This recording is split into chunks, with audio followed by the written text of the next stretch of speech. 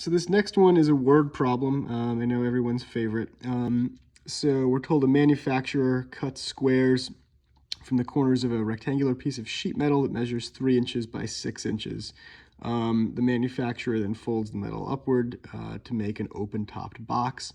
So letting X represent the side lengths, they want us to use the Aleks graphing calculator to find the value of X that maximizes the volume of the enclosed box, and then give the maximum value. So I know the graphing calculator can be a little complicated, so I thought it'd be useful to show you guys how to do it.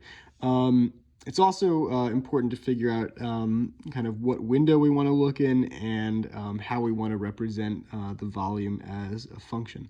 So remember, the volume of a cube or any kind of rectangular solid is just the length times the width times the height.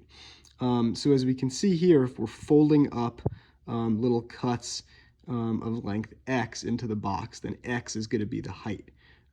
So that leaves us the question of what is the width and what is the length. So the rectangular piece that we're making the box from has a width of 3 and a length of 6. But notice that we're folding up here and we're kind of taking x away here from the width, and we're taking x away here from the width. Doing the same thing with the length. We're taking x away kind of in both directions. And so what that means is that the effective width of the box is going to be 3 minus 2x. Okay, and same idea here.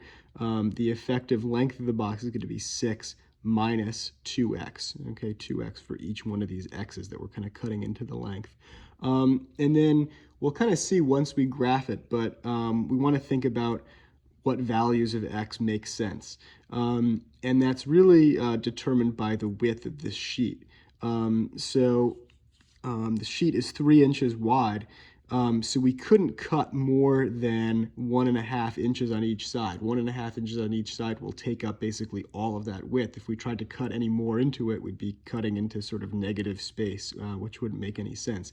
So our answer for x is going to be somewhere between 0 and 1.5 in all likelihood. So let's open up the graphing calculator, and to graph, we go first to this, we click on this y equals button, and we click here in this field, and then we're going to put our equation into that y equals field. So as we said, it's the length, so the length is going to be 6 minus 2x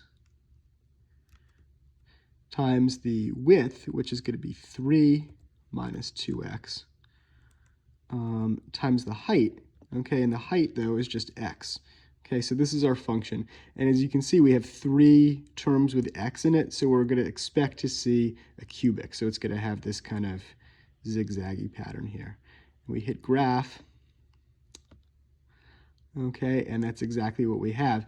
And the nice thing, as we were kind of expecting here, you can kind of see that we have a 0 there at 1.5, which makes sense. So if we cut in 1.5 here on each side, then we'd wind up with an effective width of 0. So we'd have a box with no volume.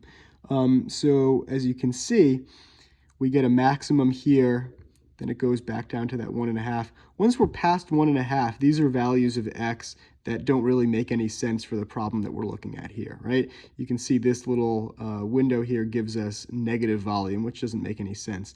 And once we're out here, it looks like we have positive volume, but remember, those values of x don't really make any sense at all.